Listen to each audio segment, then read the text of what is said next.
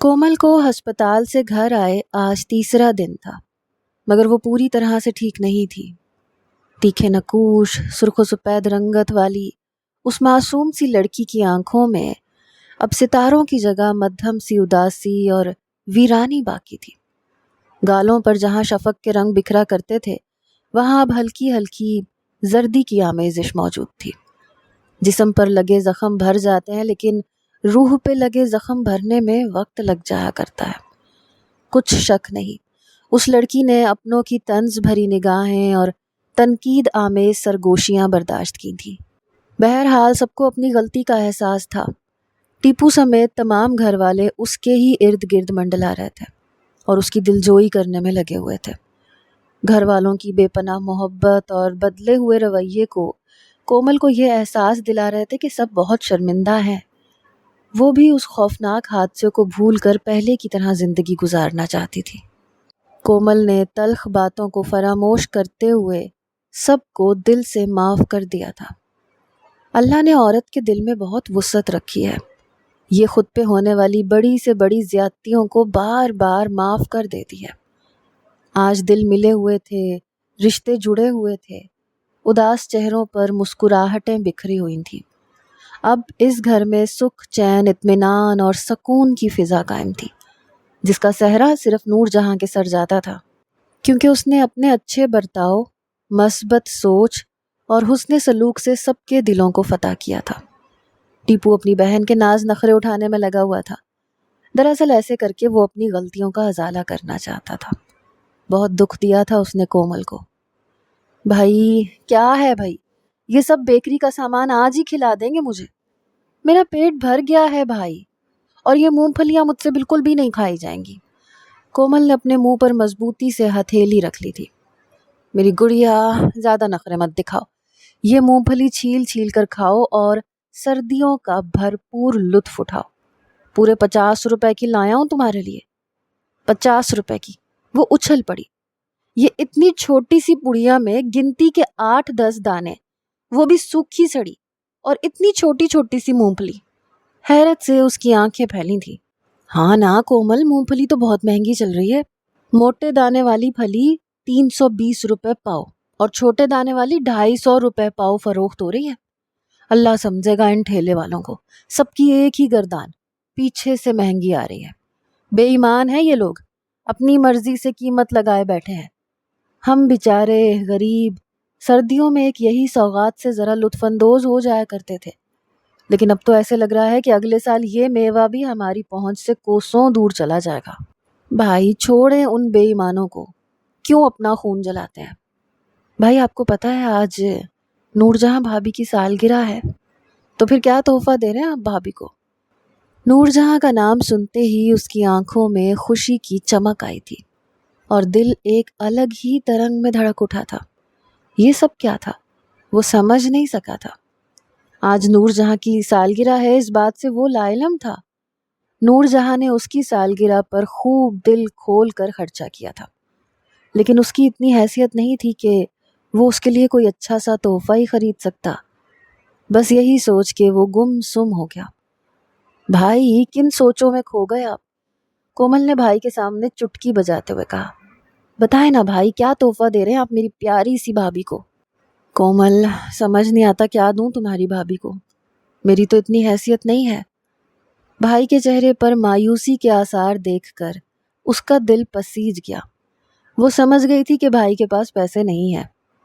ارے بھائی، بس اتنی سی بات پر آپ علامہ اقبال کی طرح گہری سوچوں میں کھو گئے۔ بھائی آپ کو پتہ ہے میری کمیٹی نکلی ہے پورے 1500 کی۔ وہ پیسے آپ لے لیں اور بھابھی کے لیے کیک، چوڑیاں اور پھول لے آئیں۔ نہیں کومل، میں تمہارے پیسے کیسے لے سکتا ہوں؟ یہ اچھی بات نہیں ہے۔ بھائی دیتے ہیں، لیتے نہیں ہیں۔ تم ان پیسوں سے اپنے لیے کچھ خرید لینا۔ تم نے اتنا بول دیا، میرے لیے یہی بہت ہے۔ تحفہ پھر کبھی دے دوں گا تمہاری بھابھی کو۔ بھائی یہ کیسی باتیں کر رہے ہیں آپ نے تو مجھے لمحوں میں پرایا کر دیا۔ آپ میرے بھائی بھی ہیں اور دوست بھی۔ سالگرہ پورے 1 سال بعد آتی ہے، آپ بھابھی کو تحفہ دیں گے تو انہیں بہت خوشی ہوگی۔ نور جہاں بھابھی نے آپ کو اتنا مہنگا تحفہ دیا تھا اور سالگرہ کا سارا انتظام بھی کیا تھا، بھائی میں جانتی ہوں صرف 1500 روپے کے تحائف بھابھی کے شایان شان نہیں ہے، لیکن میری نور جہاں بھابھی بہت اعلیٰ ظرف ہیں۔ انہیں دنیاوی چیزوں میں کوئی رغبت نہیں ہے، وہ تو صرف محبت کی بھوکی ہیں۔ اور آپ کو پتہ ہے نور جہاں بھابھی کی نظر میں آپ سب سے زیادہ خاص ہیں۔ کومل نے مشکل وقت میں بھائی کا ساتھ دیا تھا اور بہت اچھے سے سمجھایا بھی تھا۔ بہن کی محبت کو دیکھتے ہوئے ٹیپو نے اس کے سر پر دست شفقت رکھا اور ایک بار پھر اپنے رویے کی معافی مانگی۔ اللہ تعالیٰ نے انسان کو بہت سے خونی رشتوں سے نوازا ہے، جن میں ماں باپ کے بعد سب سے طاقتور رشتہ بہن بھائی کا ہے۔ یہ سب رشتوں میں سب سے طویل رشتہ ہے جو عموماً پیدائش سے لے کر زندگی کے اختتام تک جاری رہتا ہے۔ بہنیں اپنے بھائیوں کے لیے بہت حساس ہوتی ہیں۔ بہنوں کی محبت ایمان کی طرح کھری ہوتی ہے۔ بہنیں ہمیشہ بنا لالچ کے بے لوث محبت کرتی ہیں۔ یہی نہیں بلکہ بہنیں اپنے بھائیوں کے لیے قربانیاں بھی دیتی چلی آئی ہیں۔ بہت نازک دل ہوتا ہے بہنوں کا، خوددارا ان سے محبت کیا کریں، اور جب بہنوں کی شادی ہو جائے تو ان کو یہ احساس بالکل بھی نہ ہونے دیا کریں کہ اب وہ پرائی ہو گئی ہیں۔ والدین کے انتقال کے بعد شادی شدہ بہنیں خود کو بہت تنہا تصور کرتی ہیں، کیونکہ لڑکی کا میکا تو ماں باپ کے دم سے ہی ہوتا ہے۔ اس صورتحال میں بھائیوں کو چاہیے کہ وہ اپنی شادی شدہ بہنوں کو کبھی بھی یہ احساس نہیں ہونے دیں کہ اب ان کے ماں باپ نہیں رہے، بلکہ بھائیوں کا فرض بنتا ہے کہ وہ اپنی بہنوں کو اہمیت دیں اور انہیں محبت سے اپنے گھر بلائیں۔ مہینے 2 مہینے میں ایک بار بہن کی دعوت کر دیا کریں۔ اس طرح بہنوں کے میکے کا دروازہ بھی کھلا رہے گا، حقوق العباد بھی ادا ہو جائیں گے، اور سب سے بڑھ کر رب خوش ہو جائے گا، اور رب کی خوشنودی دنیا اور آخرت میں کامیابی کی ضمانت ہے۔ ارے بھیا نور جہاں، تمہاری چائے نہیں بنی ابھی تک؟ ٹیپو کو کسی کام سے باہر جانا ہے۔ کڑاہی سے پکوڑے نکالتی نور جہاں نے صبیحہ بیگم کی آواز سن کر باورچی خانے کی کھڑکی سے جھانکتے ہوئے کہا، امی جان ذرا ٹیپو کو روکیں، بس ابھی 2 منٹ میں چائے لے کے آ رہی ہوں۔ نہیں بھائی، میں بالکل بھی انتظار نہیں کر سکتا، مجھے کسی ضروری کام سے جانا ہے۔ نور جہاں نے دم پہ رکھی ہوئی چائے جلدی جلدی پیالیوں میں نکالی، کڑاہی میں رہ جانے والے آخری 4 پکوڑے کفگیر کی مدد سے نکالے۔ اجلت میں تیل کے چند چھینٹے اس کے دودھیا کلائی کو جھلسا گئے۔ اس کے ہونٹوں سے ہلکی سی سی کی آواز نکلی، لیکن وہ اپنی کلائی پر نظر ڈالے بغیر باہر کی طرف دوڑی۔ ٹیپو بیرونی دروازے کی طرف پہنچ گیا تھا۔ کہاں جا رہے ہیں ٹیپو؟ اس نے بے قراری سے پوچھا تھا۔ باہر جا رہا ہوں، تمہیں تو فرصت ہی نہیں ہے کہ ایک کپ چائے ہی منہ پہ مار دو۔ میں بے وقوف نہیں ہوں جو اپنے ضروری کام دھام چھوڑ کے تمہارے انتظار میں بیٹھا رہوں گا۔ آپ کی خاطر ہی تو کر رہی تھی یہ سب، وہ روحان سی ہو گئی۔ اچھا بس اب رونا نہیں، فٹافٹ سے چائے پلا دو تاکہ میں اپنے کام سے باہر جا سکوں۔ دراصل ٹیپو کو نور جہاں کی سالگرہ کے لیے کیک، چوڑیاں اور پھول لینے جانا تھا، اسی لیے وہ جلدی میں چاہ رہا تھا، اور یہ بات نور جہاں کے علم میں نہیں تھی۔ صبیحہ بیگم کے اس گلشن میں خوشیاں لوٹ آئی تھیں۔ آج بہت دنوں کے بعد سب ایک ساتھ بیٹھ کر چائے پی رہے تھے۔ چائے کی چسکیوں کے ساتھ ہنسی مذاق بھی چل رہا تھا۔ گھر کا ماحول بہت خوشگوار تھا۔ امی جان، مجھے آپ سے ایک بات کے لیے اجازت چاہیے تھی۔ نور جہاں نے پکوڑوں کی پلیٹ صبیحہ بیگم کی طرف بڑھاتے ہوئے مسکرا کے کہا، نور جہاں بیٹی، تم میکے جانا چاہ رہی ہو، اس بات کی اجازت چاہیے نا تمہیں؟ تو چلی جاؤ، رہ آؤ اپنے ابو کے پاس۔ پچھلے دنوں جو کچھ بھی اس گھر میں ہوا، تم ان پریشانیوں کی وجہ سے میکے نہ جا سکی اور ہم سب کا خیال رکھتی رہی، لیکن اللہ کا شکر ہے اب سب معاملات ٹھیک ہو گئے ہیں۔ تم میکے چلی جاؤ اور جب تک دل چاہے رہو۔ میری بچی، تم نے مشکل گھڑی میں ہم سب کا خیال رکھ کے یہ ثابت کر دیا کہ انسانیت ابھی باقی ہے اور ہر بہو بے حس نہیں ہوتی۔ تمہارا یہ احسان میں کبھی نہیں بھول پاؤں گی۔ صبیحہ بیگم نے شفقت سے اس کے سر پہ ہاتھ پھیرا، ڈھیروں دعائیں دی۔ صبیحہ بیگم کے بے پناہ پیار کو دیکھتے ہوئے مسرت سے اس کی آنکھیں نم تھی۔ اتنا پیار تو اسے کبھی نہیں ملا تھا۔ ارے پگلی، تیری آنکھیں کیوں چھلک پڑی؟ ان خوبصورت نینوں میں اشک اچھے نہیں لگتے۔ بیٹی تو نے اس گھر کی رونقیں بحال کی ہیں۔ میرے ہاتھ جب بھی رب کی بارگاہ میں اٹھیں گے تیری سلامتی کے لیے ہی اٹھیں گے۔ چل اب جا تیاری کر میکے جانے کی، ٹیپو تجھے چھوڑ آئے گا۔ امی میں فی الحال میکے نہیں جا رہی، مجھے آپ سے کچھ اور بات کرنی تھی کومل کے حوالے سے، اگر آپ اجازت دیں تو۔ نور جہاں ایسی کیا بات ہے بیٹا جو تو اتنا ہچکچا رہی ہے؟ مجھے تو ڈر سا لگ رہا ہے، کوئی ایسی ویسی بات تو نہیں ہے؟ کیونکہ بیٹا اب مجھ میں مزید دکھ سہنے کی سکت نہیں ہے۔ ارے نہیں امی، میں آپ کو کبھی تکلیف دینے کا تصور بھی نہیں کر سکتی۔ وہ بات دراصل یہ ہے کہ ابو آنا چاہ رہے تھے سبحان بھائی کے لیے کومل کا ہاتھ مانگنے، اگر آپ کو اعتراض نہ ہو تو کل مغرب کے بعد بلا لوں ابو کو۔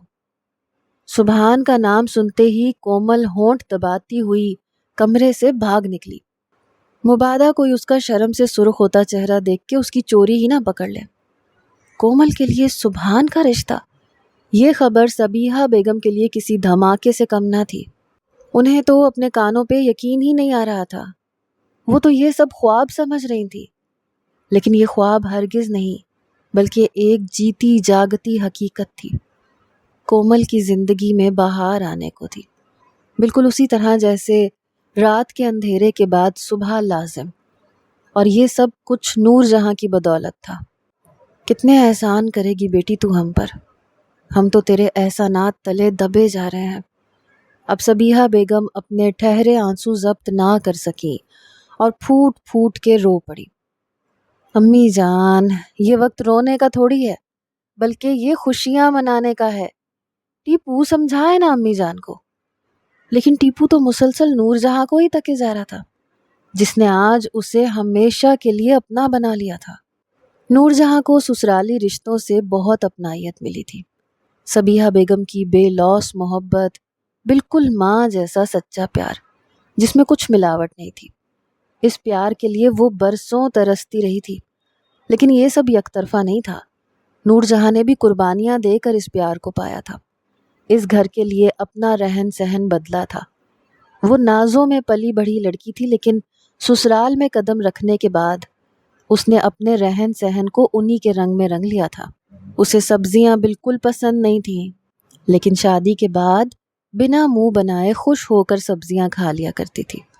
اسے خاموشی پسند تھی، لیکن وہ ایک ایسی جوائنٹ فیملی میں خوشی سے رہ رہی تھی جہاں شاہدہ پھپھو جیسے دل جلے لوگ موجود تھے۔ اسے گھومنے پھرنے، شاپنگ کرنے کا بے حد شوق تھا، لیکن گھر کے حالات اور ٹیپو کی آمدنی کو مد نظر رکھتے ہوئے اس نے اپنے تمام شوق ہنسی خوشی ترک کر دیے تھے۔ شادی کے بعد لڑکی کے لیے سسرال اجنبی ماحول ہوتا ہے، کچھ لڑکیاں اس ماحول میں ایڈجسٹ نہیں کر پاتی، لیکن کچھ سمجھدار لڑکیاں اپنی پوری زندگی سسرال کے لیے وقف کر دیتی ہیں۔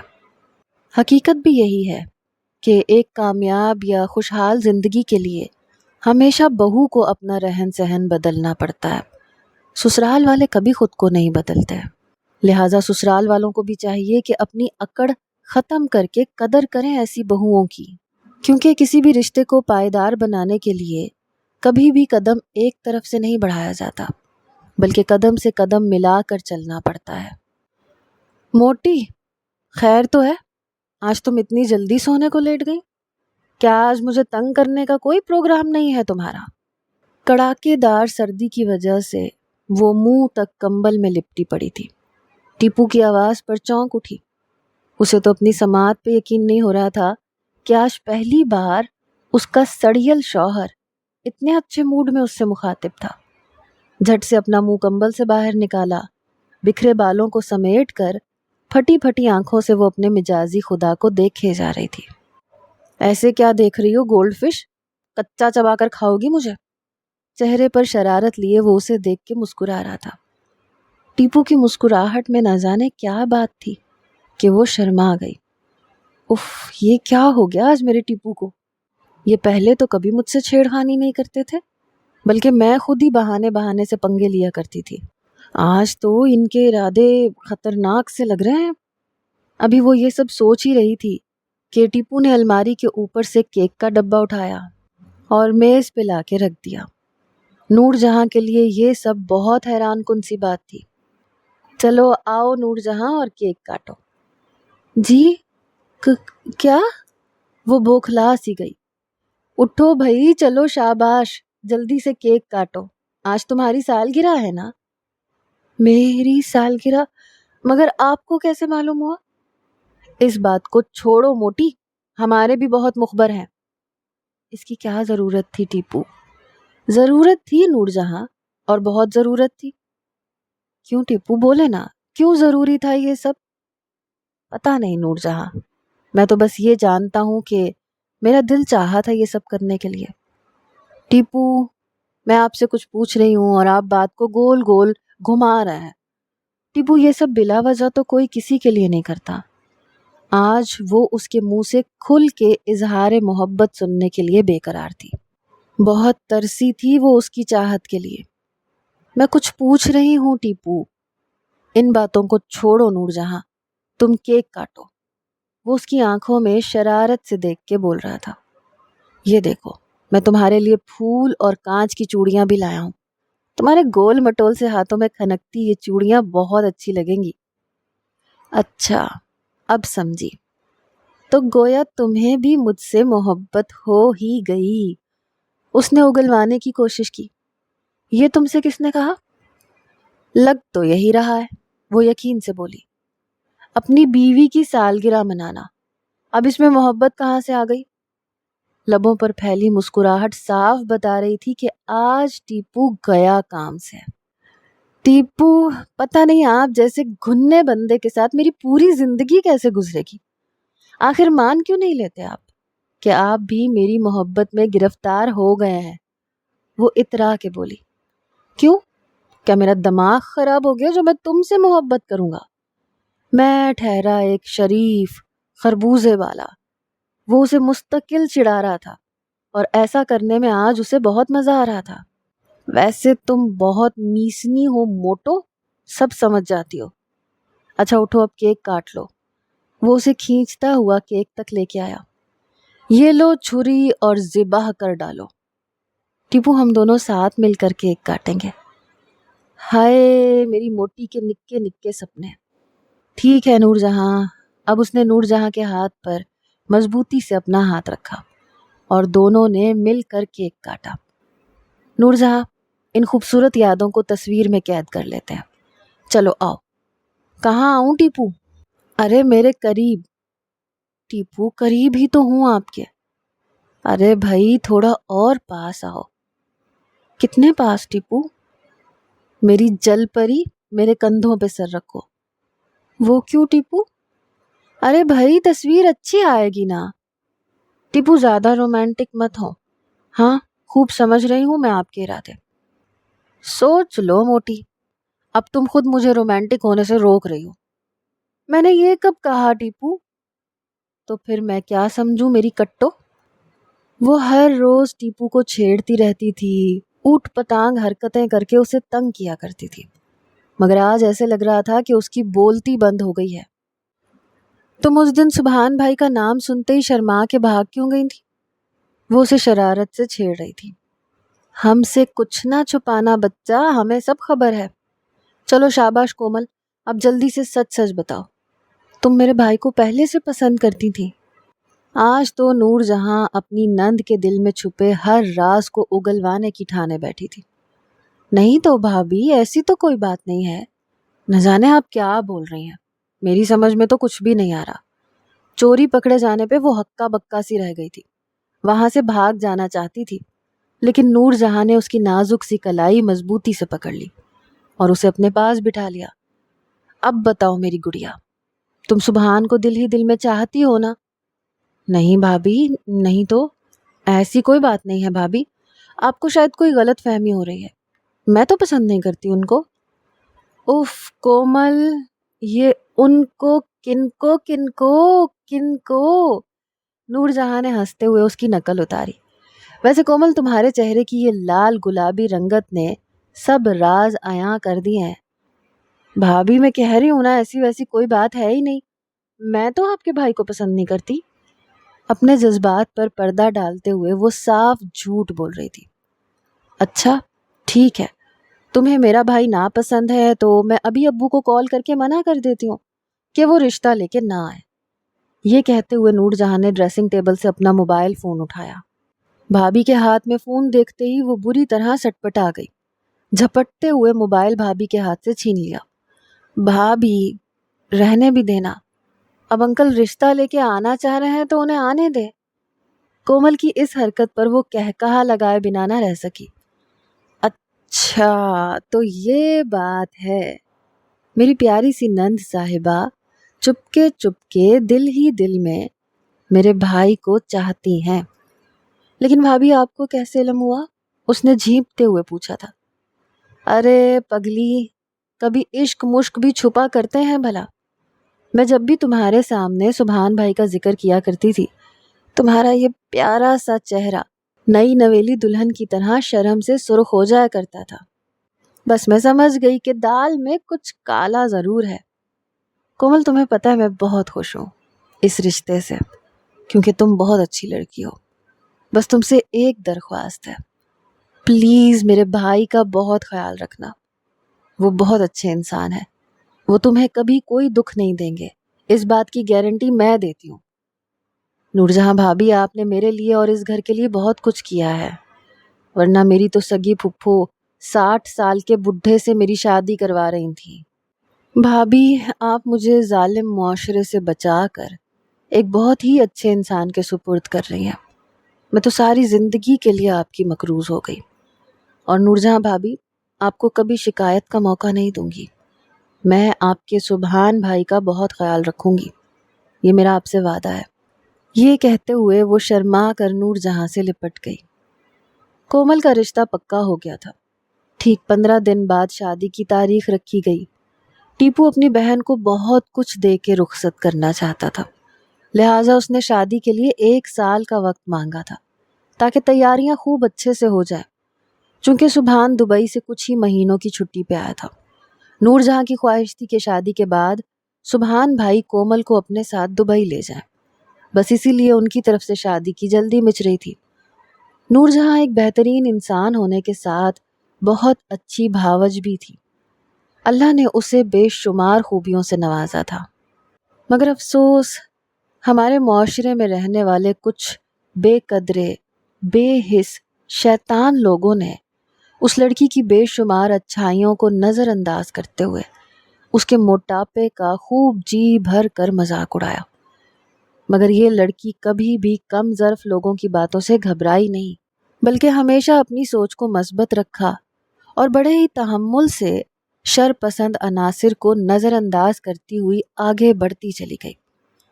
شادی کے بعد نور جہاں کی زندگی میں آسائشوں کی کمی رہی، مگر پھر بھی اس نے کبھی صبر کا دامن ہاتھ سے نہ جانے دیا۔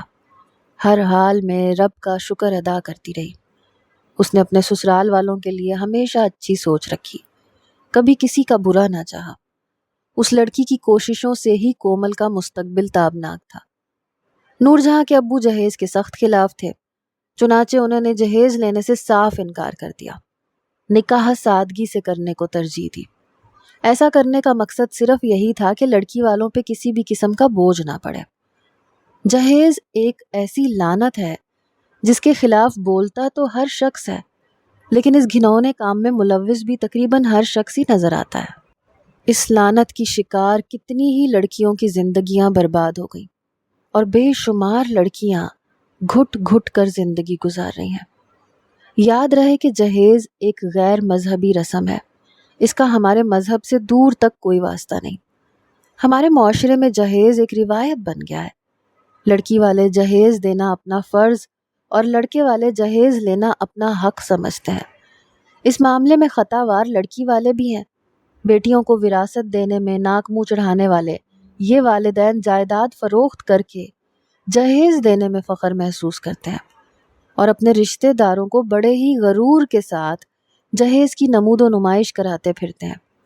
لڑکی والوں کی یہی جھوٹی آن بان شان اس لعنت کو سماج سے ختم کرنے میں رکاوٹ بن رہی ہے۔ اس رسم کی شروعات لڑکے یا اس کے گھر والوں کی طرف سے ہی ممکن ہے۔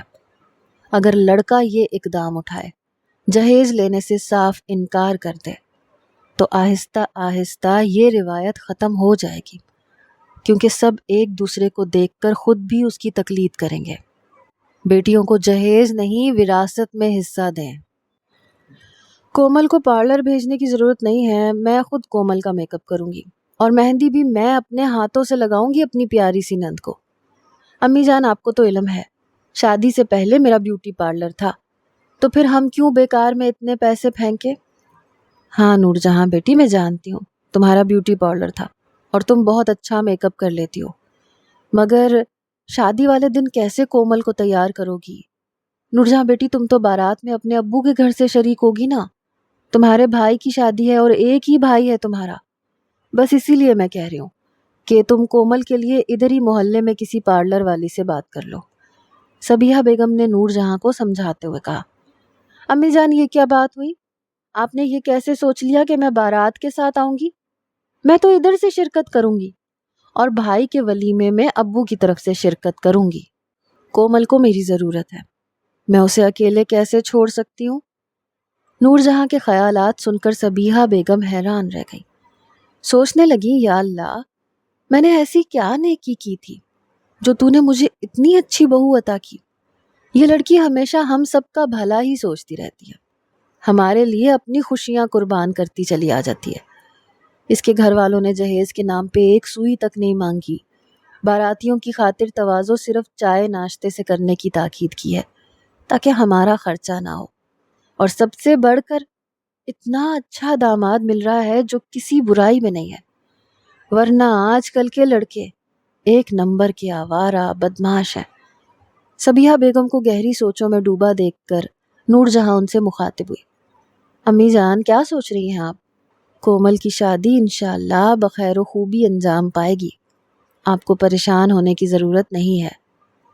نور جہاں میری بچی، میں پریشان نہیں ہوں، بلکہ میں شکر گزار ہوں اللہ کی، جس نے تجھ جیسی نیک سیرت اور مخلص بہو میرے لیے منتخب کی۔ ادھر آ میری بچی، میرے پاس بیٹھ، مجھے تجھ سے کچھ کہنا ہے۔ جی امی جان، وہ مسکراتے ہوئے ان کے پاس چارپائی پر بیٹھ گئی۔ نور جہاں، میں تیرا شکریہ کیسے ادا کروں بیٹا؟ تیری وجہ سے آج اس گھر میں شادیانے بج رہے ہیں، ورنہ کون بیاہ کرتا میری کومل سے؟ خونی رشتوں نے میری بچی پر بد چلنی کا گھنونا الزام لگا کر ہمیں در در رسوا کیا۔ یہ سب کہتے ہوئے وہ سسک اٹھی۔ ارے امی، یہ کیا؟ خوشی کے موقع پر یہ آنسو بالکل بھی اچھے نہیں لگتے۔ میں نے کوئی احسان نہیں کیا آپ سب پر، آپ سب میرے اپنے ہیں۔ دکھ کا وقت چلا گیا امی جان، اب صرف خوشیاں منانے کا وقت ہے۔ اچھا امی، وہ مجھے آپ سے اجازت چاہیے تھی۔ ہاں بیٹا، بول، کیا بات ہے؟ وہ آج مجھے ابو کی طرف جانا ہے، کومل کے لیے بارات اور ولیمے کا جوڑا لینا ہے، اگر آپ اجازت دیں تو میں شام تک چلی جاؤں؟ ہاں بیٹی، چلی جا، اور اگر ابو کے گھر رکنے کا دل کرے تو ایک دو دن رک بھی جائیو، وہ خوش ہو جائیں گے۔ نہیں امی جان، ادھر شادی کے بہت سارے کام ہیں اور وقت بھی بہت کم ہے، اس لیے میں جلد ہی گھر واپس آ جاؤں گی۔ حسب معمول سب گھر والے صحن میں بیٹھے شام کی چائے سے لطف اندوز ہو رہے تھے۔ 2 دن بعد کومل کی شادی تھی۔ چائے کی چسکیوں کے دوران سب اپنی اپنی تیاریوں کے بارے میں بھی بتا رہے تھے کہ کومل کی شادی ولیمے میں کون کیا ڈریسنگ کر رہا ہے۔ سبیہہ بیگم حسب عادت ٹیپو کو چھیڑتے ہوئے مخاطب ہوئی۔ اے لڑکے، تو کیا پہن رہا ہے بہن کی شادی میں؟ ذرا ہمیں بھی تو پتہ چلے۔ ٹیپو بھی آخر ٹیپو تھا، اس نے اپنی ڈریسنگ سرپرائز رکھی تھی، قبل از وقت کسی کو بھی نہیں بتانا چاہتا تھا۔ اس نے بات گھماتے ہوئے بڑی چالاکی سے کہا، ابھی تو کچھ سوچا ہی نہیں میں نے، ہو سکتا ہے میں پچھلی عید کا نیلا کرتا پجامہ پہن لوں، ویسے بھی ہمارا کیا ہے، ہمیں کون دیکھے گا۔ یہ سب بولتے ہوئے اس نے شرارت سے نور جہاں کی طرف دیکھ کے آنکھ ماری۔ ٹیپو کی نگاہوں کی تپش سے وہ بری طرح شرما گئی۔ جب سے اقرار محبت ہوا تھا وہ ٹیپو سے شرمائی پھرتی تھی۔ پہلے وہ ٹیپو کے ساتھ بات پہ بات پنگے لیا کرتی تھی، خوب چھیڑ چھاڑ کرتی تھی، لیکن اب باری ٹیپو کی تھی، وہ کوئی بھی موقع ہاتھ سے جانے نہیں دیتا تھا، ہر وقت نور جہاں کے آس پاس منڈلاتا رہتا، آنکھوں ہی آنکھوں میں اشارے بازیاں और छिछोरपन की इंतहा उरूज पे थी। अम्मी जान, मैं क्या पहनूं कोमल की बारात वाले दिन? टीपू की मुसलसल तरसी निगाहों की जद से बचने के लिए उसने बहुत खूबसूरती से बात को घुमाया। मेरी बच्ची, तू अपनी बारात का गरारा पहन ले, बहुत खूबसूरत लगती है गरारे में तू। सबिहा बेगम ने फट से मशवरा दे डाला। इससे पहले कि नूरजहां नेक परवीन बन के सास का हुक्म बजा लाती, टीपू ने फौरन सहन में पड़ा कंकर उठाया और नूरजहां के नर्मो गुदाज मोटे से हाथ की तरफ उछाल दिया। निशाना कामयाब रहा और वो चौंक कर टीपू की तरफ मतवज्जा हुई। टीपू ने आंखों के इशारे से उसे गरारा पहनने से मना कर दिया, तो वो एक बार फिर शर्मा के सिमट गई। ये टीपू की इशारे बाजियां सबिहा बेगम बहुत देर से नोट कर रही थी और दिल ही दिल में बहू बेटे की मोहब्बत देखकर खुशी से बाग बाग हो रही थी। चल टीपू बदमाश, तू बता मेरी बहू क्या पहने शादी में? सबिहा बेगम की बात पर वो हैरान हो गया कि भाभी जान ने कैसे मेरे दिल की बात को समझ लिया। और नूरजहां नई नवेली दुल्हन की तरह सर घुटनों से टकाए बैठी शर्मो हया से सुर्ख पड़ रही थी। नूरजहां सुनो। जी टीपू, वो गोया हुआ। नूरजहां, तुम कोमल की बारात में वो जामनी और सुनहरी बॉर्डर वाली बनारसी साड़ी पहन लेना जो तुमने अपनी चौथी की रस्म में पहनी थी। बहुत अच्छी लग रही थी तुम उस दिन। टीपू के मुंह से अपनी तारीफ सुनकर वो लाज के मारे अपने ही मोटापे में सिमट गई। नूरजहां को फुटबॉल की तरह इधर से उधर लुढ़कता देखकर वो अपना पेट पकड़े बेतहाशा हंस पड़ा था। टीपू, अब उठ भी जाएं, सुबह के 8 बजने वाले हैं। शादी का घर है, 100 काम पड़े हैं और आप कंबल ताने पड़े सो रहे हैं। खुदारा जान छोड़ दें अब बिस्तर की। नूरजहां ने नाश्ते की ट्रे मेज पे रखने के बाद तीसरी बार उसे झंझोड़ा था और मुस्तकिल बड़बड़ाती जा रही थी। अच्छी परेड लगवा दी मेरी, भाग भाग के मैं तो आधी रह गई। आधी? टीपू ने नींद में भरी हुई अपनी आंखें खोली और खुद पे झुके हुए उसके गोल मटोल से सरापे को शरारत से देखते हुए कहा, मेरा शुक्र करो मोटी जो मैं तुम्हारी परेड लगवा रहा हूँ, वरना तुम बहावलपुर की भैंसों को भी पीछे छोड़ देती। टीपू, मैं भैंस हूँ क्या? उसने गुस्से में अपनी आंखें घुमाई। बहुत बुरे हैं आप। अभी आपकी आंखें पूरी तरह से खुली नहीं, लेकिन जुबान देखो कैसे फरफर चल रही है। नूरजहां ने गुस्से में तकिया उसके मुंह पे दे मारा। वहां से उठने लगी, लेकिन टीपू ने उसका हाथ खींचकर अपने करीब करते हुए कहा, अभी ना जाओ छोड़कर, कि दिल अभी भरा नहीं। टीपू को रोमांटिक मूड में देखकर नूरजहां शर्माते हुए एक झटके से अपना हाथ छुड़वाते हुए बोली, आफरीन है टीपू, वैसे घर में हजारों काम पड़े हैं, मौसूफ चले इश्क फरमाने। उफ हो नूरजहां, तुम भी ना बड़ी जालिम हो, सारे मूड का सत्यानाश कर दिया। वो जिच होता हुआ उठ के बैठ गया। अच्छा बताओ भाई, जल्दी से क्या काम है? अब इतना सड़ा हुआ मुंह बना के बात करोगे आप अपनी मोटी से? नूरजहां ने उसे मजीद छेड़ा था। तो और क्या नूरजहां, तुम मुझे वक्त ही नहीं दे रही हो, बस घर के कामों में मसरूफ रहती हो। अब मैं गुस्सा नहीं करूं तो और क्या करूंगा? टीपू, क्या हो गया आपको? कल कोमल की शादी है और आपको अपनी पड़ी है। मुझे मार्केट जाना है, कुछ जरूरी सामान लेना है। कभी अपने लिए भी कुछ ले लिया करो नूरजहां। मैंने तुम्हें कभी अपने लिए कुछ खरीदते नहीं देखा, बस सबकी फिक्र में लगी रहती हो तुम। टीपू की बातों से छलकता मीठा मीठा सा प्यार उसे दायमी सुकून दे रहा था।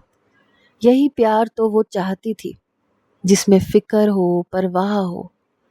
किन सोचों में खो गई तुम नूरजहां? कुछ नहीं, बस टीपू। अच्छा सुनो। जी टीपू, तुम्हारे पास साड़ी की मैचिंग चूड़ियां और ज्वेलरी है? नहीं, मैचिंग चूड़ियां तो नहीं है, लेकिन मैं गोल्डन चूड़ियां पहन लूंगी, क्योंकि गोल्डन बॉर्डर है ना साड़ी में। नूरजहां ने किफायत शुआरी दिखाते हुए कहा, चूड़ियां और मैचिंग ज्वेलरी मैं तुम्हें खरीद कर दूंगा। बस अब जल्दी से तैयार हो जाओ, फिर हम मार्केट चलेंगे और वहां से कुछ खा पी के भी आएंगे। खाने पीने का नाम सुनते ही नूरजहां के मुंह में पानी आ गया था। चटोरपन में वो नंबर 1 थी। शादी से पहले जब भी शॉपिंग पे जाया करती थी, 4 سے 5 بیف برگر اور 2 ڈبل پلیٹ چکن بریانی چٹ کر جایا کرتی تھی۔ شادی کے بعد آج پہلی بار ٹیپو کے ساتھ مارکیٹ جا رہی تھی۔ اس کی زندگی میں اب سب کچھ ٹھیک چل رہا تھا۔ سسرال والوں کی محبت تو پہلے دن سے ہی اس کے ساتھ تھی۔ ٹیپو کے پیار کو بھی اس نے پا لیا تھا۔ گھر کے حالات اور ٹیپو کی آمدنی کو مد نظر رکھتے ہوئے اس نے اپنے تمام شوق ترک کر دیے تھے، کیونکہ وہ کسی بھی صورت اپنے مجازی خدا کو مشکل میں نہیں ڈالنا چاہتی تھی۔ اور آج بھی وہ کومل کے لیے ہی کچھ ضروری چیزیں لینے نکلی تھی۔ اسے خوشی اس بات کی تھی کہ آج اس کے ساتھ ٹیپو تھا۔ اگر محبت کرنے والے ہمسفر کی سنگت میسر ہو جائے تو سارے مناظر خود بخود حسین لگنے لگتے ہیں۔ جیسے کہ آج وہ ایک الگ ہی خوشی محسوس کر رہی تھی۔ اس نے خدا کا شکر ادا کرتے ہوئے ٹیپو کی طرف دیکھا، جو بڑی ہی چاہ سے اس کا ہاتھ تھامے چلتا جا رہا تھا۔ شاپنگ سے فراغت کے بعد نور جہاں کو بھوک لگنے لگی، لیکن شرم کی وجہ سے وہ خاموش رہی۔ پھر انتظار کرنے لگی کہ کب ٹیپو اسے کچھ کھلانے کی آفر کرے گا۔ آخر صبر کا پھل رنگ لے ہی آیا۔ ٹیپو نے موٹی سے کہا، چنا چاٹ کھاؤ گی؟ ٹیپو کے منہ سے چاٹ کا سنتے ہی اس کی رال ٹپکنے لگی، لیکن یہ خوشی چند لمحوں میں ہی کافور ہو گئی۔ جب ٹیپو نے یاد دلایا، کل تمہارا گلا دکھ رہا تھا، اور اگر تم نے یہ کھٹی میٹھی چنا چاٹ کھائی تو کہیں بخار نہ چڑھ جائے، اس لیے چاٹ کو تو رہنے ہی دو۔ اسے دل کے ارماں آنسوؤں میں بہتے محسوس ہوئے۔ بازار میں چلتے پھرتے وہ تھک کے چور ہو گئی تھی، اور اوپر سے بھوک کے مارے برا حال بھی تھا۔ چلو نور جہاں گھر چلتے ہیں، گھر جا کے کھانا کھائیں گے، یہاں مجھے کچھ بھی سمجھ میں نہیں آ رہا۔ ہاں اگر چکن بریانی ہوتی تو ہم کھا بھی لیتے، یہ الٹی سیدھی چیزیں کھا کے میں اپنی بھوک نہیں مار سکتا۔ ٹیپو کے لیکچر پہ نور جہاں کا پارا ہائی لیول تک پہنچ گیا۔ صبر کا پیمانہ لبریز ہو چکا تھا۔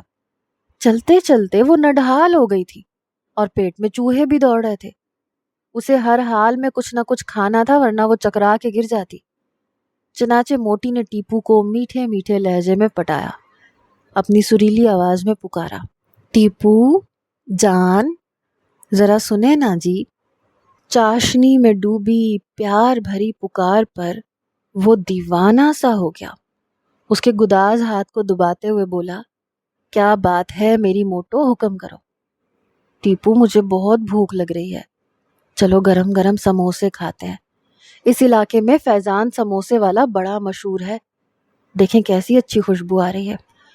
وہ اسے زبردستی کھینچتی ہوئی سڑک پار سموسوں کی دکان پر لے آئی۔ وہاں اور بھی عورتیں لڑکیاں پلیٹیں بھر بھر کے سموسے کھائے جا رہی تھیں۔ گرم تیل میں بل کھاتے خوشبودار سنہری سموسے ہر آنے جانے والوں کے قدم روک رہے تھے۔ ٹیپو کی زندگی میں یہ پہلا موقع تھا، یوں سڑک کے کنارے عورتوں لڑکیوں کے جھرمٹ میں ندیدوں کی طرح سموسے کھانا۔ وہ بیچارہ انکار کرنا چاہ رہا تھا، مگر نور جہاں کو دیکھتے ہوئے چپ ہو گیا۔ نور جہاں سموسوں کا بول چکی تھی۔ 10 سموسے پلیٹ بھر کر اس نے اپنے لیے آرڈر کیے تھے۔ شاید بھوک کے باعث وہ 10 سموسے کچھ ہی دیر میں تقریباً 1 پاؤ چٹنی کے ساتھ ڈکار گئی تھی۔ ٹیپو حیرت سے اسے دیکھ کے سوچ رہا تھا، یا اللہ مجھ پہ رحم فرما، یہ موٹی بھینس 25 آدمیوں کا راشن منٹوں میں ہڑپ کر گئی، اور میں صرف 2 سموسے ہی کھا پایا۔ یہ عورت ہے یا جنات؟ ٹیپو وہ دیکھے سامنے والی سڑک پہ، وہ لڑکی تبسم ہی ہے نا، شاہدہ پھپھو کی لڑکی، لیکن اس کے ساتھ یہ لڑکا کون ہے؟ ارے ہاں یہ تو تبسم ہے۔ وہ اچھل پڑا۔ تبسم کسی اجنبی لڑکے کے ساتھ بڑی بے تکلفی سے گفتگو کرتی نظر آئی۔ دونوں نے بڑے بڑے شاپر پکڑے ہوئے تھے اور پارکنگ کی طرف بڑھ رہے تھے۔ پھر اس لڑکے نے مسکرا کے تبسم کے لیے فرنٹ ڈور کھولا، جس کے بعد وہ اتراتی ہوئی گاڑی میں بیٹھ گئی، اور کچھ ہی دیر میں گاڑی پھرتی سے چلتی ہوئی ان کی نظروں کے سامنے سے اوجھل ہو گئی۔ ٹیپو اور نور جہاں حیرت کے مارے بس ایک ٹک انہیں دیکھتے رہ گئے۔ شاہدہ پھپھو محلے بھر میں BBC لندن کے نام سے مشہور تھی، کیونکہ یہ عورت سارے زمانے کی خبریں جمع کرتی پھرتی تھی۔ دوسروں کی ذاتی زندگی میں گھسنا، ٹوہ لینا، پھر گھر گھر جا کے دوسروں کی بچیوں کو بدنام کرنا، اس عورت کا محبوب مشغلہ تھا، لیکن افسوس یہ کٹنی عورت اپنے گھر کی خبروں سے بے خبر تھی۔ جوان لڑکی غیر مرد کے ساتھ کہاں گھومتی پھر رہی ہے، اس بی جمالوں کو کچھ علم نہیں تھا۔ امی جان، میں کب سے آپ کو ڈھونڈ رہی تھی، آپ ادھر اسٹور روم میں کیا کر رہی ہیں؟ ارے بھیا نور جہاں، میں تھک کے چور ہو گئی، لیکن میرا جوڑا مل کے نہیں دے رہا۔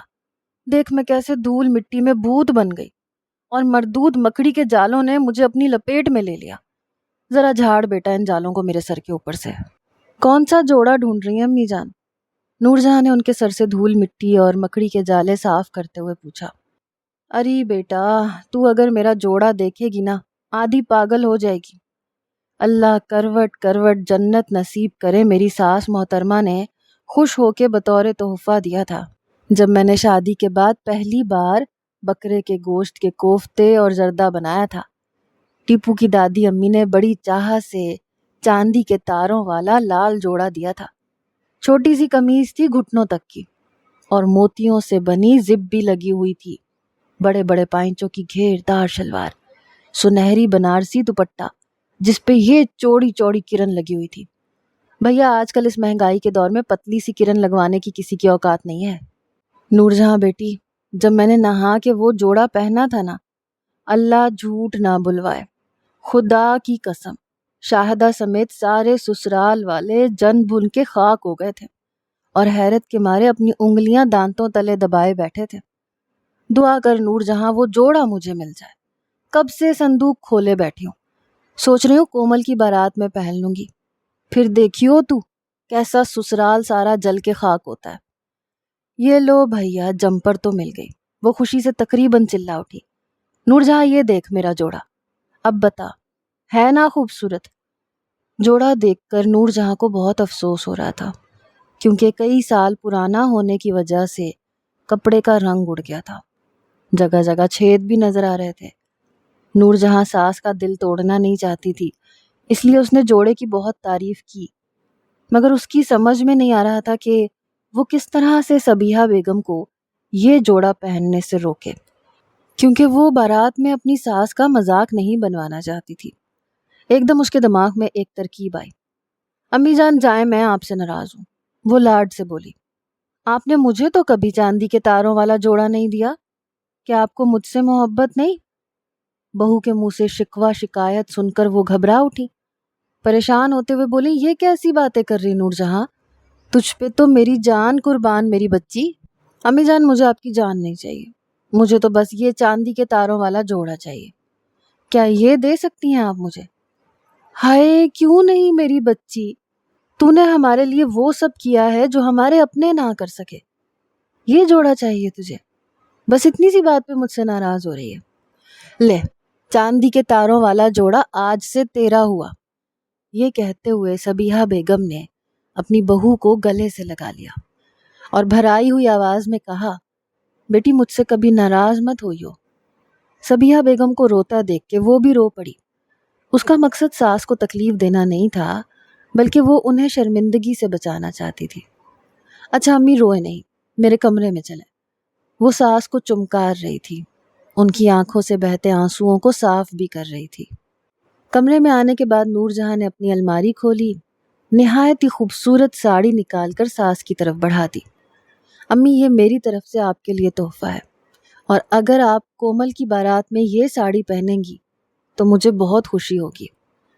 سلک کی گلابی رنگ کی ساڑی پر نہایت ہی نفاست سے سنہری موتیوں کی نازک سی بیل لگی ہوئی تھی۔ ساڑی دیکھتے ہی صبیحہ بیگم کی آنکھیں چندیا سی گئی۔ کچھ شک نہیں، ساڑی بہت مہنگی تھی۔ نہیں نور جہاں، یہ ساڑی تیرے جہیز کی ہے بیٹا، اور ابھی تک تو نے باندھی بھی نہیں، یہ نئی ساڑی میں کیسے لے سکتی ہوں؟ وہ ہچکچائی تھی، لیکن نور جہاں نے اپنی قسم دے کے زبردستی ساڑی ان کے سپرد کر دی۔ امی جان کل آپ کومل کی بارات میں یہ ساڑی باندھیں گی تو میں آپ کا ہلکا ہلکا سا میک اپ کر دوں گی، اور ساڑی کی مناسبت سے آپ کا ہیئر اسٹائل بھی بنا دوں گی، پھر دیکھیے گا آپ کے سسرال والے کیسے جلتے ہیں۔ اور ابھی تو فی الحال آپ فیشل کروا لیں، چہرہ فریش ہو جائے گا۔ فیشل، ہیئر اسٹائل اور میک اپ کا سنتے ہی सबिहा बेगम हंसते हंसते बेहाल हो रही थी। ए लड़की, तू मुझे क्या बनाना चाहती है? लोग क्या कहेंगे? बुढ़ी घोड़ी लाल लगाम।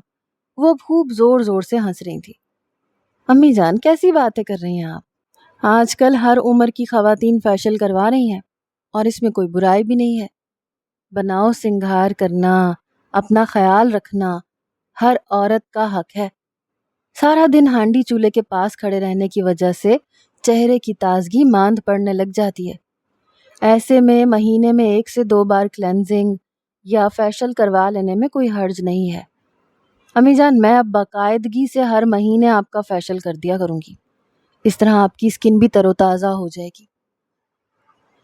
नूरजहां के अब्बू लड़की वालों पर किसी भी किस्म का बोझ डालना नहीं चाहते थे, इसलिए निकाह की तकरीब सादगी के साथ अंजाम पाई। घर में हर तरफ मुबारक हो की सदाएं गूंज रही थीं। नूरजहां खुशी के इस मौके पर निकाह के छुहारे तकसीम कर रही थी। सब कोमल को अच्छे नसीब की दुआएं दे रहे थे, सिवाय शाहिदा फुप्पो, चचा चची, ताया और ताई के। ये लोग जले भुने गैरों की तरह एक कोने में खड़े थे। जब से उन लोगों के इल्म में ये बात आई थी कि कोमल शादी के बाद अपने शौहर के साथ दुबई जा रही है, तो हैरत से सबके मुंह खुले के खुले रह गए थे। खैर, कोई जल गया था और किसी ने दिल से दुआएं दी थीं। सबिहा बेगम की खुशी काबिले दीद थी। वो बार बार अल्लाह का शुक्र अदा कर रही थी।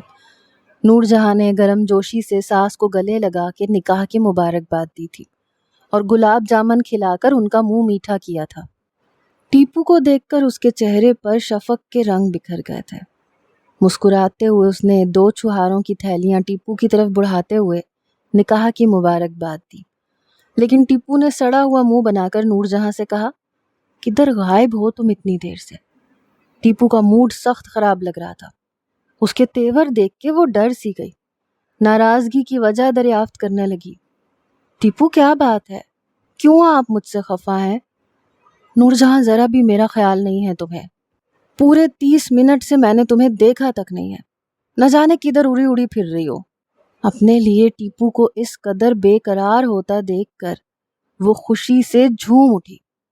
ये वही शख्स था जो उसकी शक्ल तक देखना गवारा नहीं करता था, और आज यही शख्स उसको देखे बिना रह नहीं पा रहा था।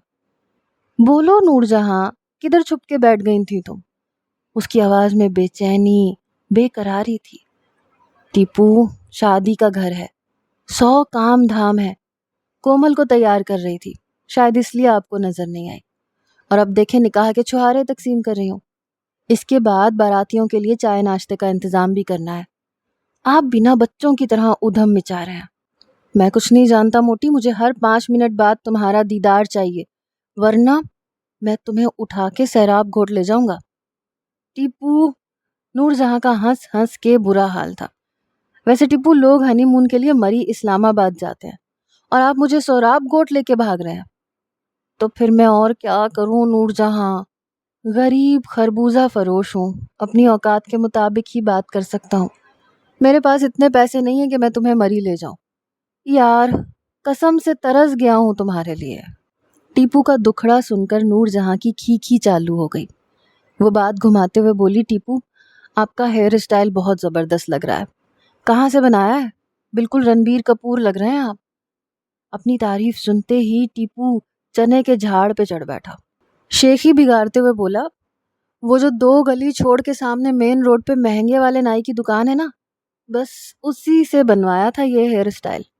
मनहूस नाई को अनिल कपूर हेयर स्टाइल कहा था, लेकिन बना डाला उसने मुझे रणबीर कपूर। अच्छा सुनो नूरजहां, जरा एक तस्वीर बनवा लो मेरे साथ। तुम भी अच्छी लग रही हो और मैं भी। उसने अपना मोबाइल निकालते हुए कहा। अरे नहीं नहीं टीपू, सब देख रहे हैं, अच्छा नहीं लगता। मगर टीपू ना माना और सबके सामने ही नूरजहां के गले में हाथ डालकर पिक ले ली। उसकी इस बेबाकी पर नूरजहां का मुंह खुले का खुला रह गया और वो शर्म से पर्दे की ओट में जा छुपी। टीपू की इस हरकत पर मोहल्ले की औरतें एक दूसरे को देख के बोली, तौबा तौबा, ये लड़का उस मोटी के लिए कैसे मरा जा रहा है। फिर सब कहकहा लगा के हंस पड़ी। औरतों की बात पर नूरजहां का मुंह उतर सा गया। لیکن وہ سب کی باتوں کو نظر انداز کرتے ہوئے خاموش ہو گئی۔ مگر ٹیپو بھڑک اٹھا تھا۔ وہ سب کو کھری کھری سناتے ہوئے بولا، دیکھو بھائی خالہ، آج کے بعد کسی نے بھی میری نور جہاں کے بارے میں کوئی الٹی سیدھی بات منہ سے نکالی تو میں سب ادب لحاظ بھول جاؤں گا اور آئندہ کسی کو بھی اپنے گھر میں گھسنے نہیں دوں گا۔ یہی نہیں بلکہ آپ کی بہو بیٹیوں کے لیے ایسے ایسے مزاحیہ نام رکھوں گا کہ وہ منہ چھپاتی پھریں گی۔ محلے والیوں کو منہ توڑ جواب دینے کے بعد وہ وہاں سے کھسک گیا۔ نور جہاں آنکھوں میں خوشی کے آنسو لیے بہت فخر سے ٹیپو کو دیکھ رہی تھی۔ آج وہ خود کو بہت خوش نصیب تصور کر رہی تھی۔ اسے اپنے ہم سفر پہ ناز تھا۔ دلہن کے لباس میں کومل بے حد پیاری لگ رہی تھی۔ نور جہاں نے اس کا میک اپ بہت عمدہ کیا تھا۔ ہیئر اسٹائل اتنا اچھا بنایا تھا کہ کومل باربی ڈال لگ رہی تھی۔ محلے پڑوس میں رہنے والی عورتوں اور لڑکیوں کو جب اس بات کا علم ہوا کہ کومل کا میک اپ نور جہاں نے کیا ہے تو وہ سب کی سب نور جہاں کی فین ہو گئی تھی۔ کچھ لڑکیوں نے تو اپنی شادی کے لیے اسے بک بھی کر لیا تھا۔ بہو کی اتنی تعریف سن کر صبیحہ بیگم بہت فخر محسوس کر رہی تھی۔ کچھ شک نہیں، نور جہاں ایک ایسا قندیل کی مانند تھی جس کی روشنی سے صبیحہ بیگم کا گھر دمک اٹھا تھا۔ کومل کی رخصتی کا وقت ہو چلا تھا۔ ٹیپو رخصتی سے پہلے ایک بار اپنی بہن سے معافی مانگنا چاہتا تھا، کیونکہ گزشتہ دنوں کے رویے کی وجہ سے وہ بہت شرمندہ تھا۔ یہی سوچتے ہوئے وہ کومل کے پاس پہنچا۔ بھائی کو دیکھ کر کومل کے رکے ہوئے آنسو رخسار پر بہنے لگے اور وہ روتے ہوئے ٹیپو کے گلے لگ گئی۔ بہن کو روتا دیکھ کر اس کا دل پسیج گیا تھا۔ لاکھ کوشش کے باوجود وہ اپنے جذبات پر قابو نہیں رکھ سکا۔ بہن کو گلے لگا کے ہچکیوں سے رو پڑا۔ معاف کر دے مجھے کومل، میری گڑیا، بہت تکلیف دی میں نے تجھے۔ یہ دیکھ میں تیرے آگے ہاتھ جوڑتا ہوں۔ بھائی کو ہاتھ جوڑے دیکھ کے وہ تڑپ اٹھی۔ بھائی یہ کیا کر رہے ہیں آپ؟ میں آپ سے ناراض تھوڑی ہوں، بس میرے اچھے نصیب کی دعا کیجیے گا اور میری نور جہاں بھابھی کو کبھی کوئی دکھ نہ دیجیے گا۔ وعدہ کریں بھائی اپنی بہن سے۔ ہاں کومل، میں تمہارے لیے تا حیات دعا گو رہوں گا۔ اللہ تمہارے نصیب اچھے کرے، تمہاری زندگی میں کبھی کوئی غم نہ آئے، تم سدا سکھی رہو، آمین سم آمین۔ اور میں تمہاری بھابھی کو کوئی دکھ نہیں دوں گا، یہ میرا تم سے وعدہ ہے۔ بابل کی دعاؤں اور قرآن پاک کے سائے میں کومل کی رخصتی بخیر و خوبی انجام پائی تھی۔